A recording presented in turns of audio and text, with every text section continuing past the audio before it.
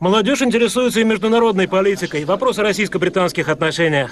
По поводу вот этих шумных дел. Ну, я думаю, что вы уже многократно обсуждали это, слышали. Тем не менее, я скажу еще раз. Вот с чем связана эта проблема, которая раздувается сейчас со стороны наших британских партнеров? Ну, произошла трагедия. Так, погиб господин Литвиненко в Лондоне. Так? Они предъявляют претензии к одному из наших граждан, к Луговому. Хотят, чтобы мы его экстрадировали туда.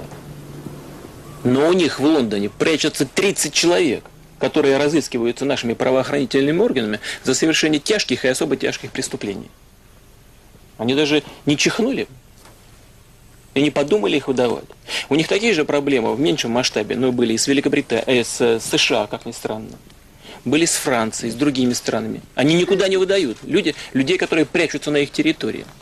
В том числе и людей, которые подозреваются и обвиняются в террористической деятельности. А к другим странам, к нам в том числе, они предъявляют какие-то повышенные претензии. В том числе дают оскорбительные, на мой взгляд, для нашей страны, для нашего народа совета поменять Конституцию. Мозги им надо поменять, а не Конституцию нашу. Мозги.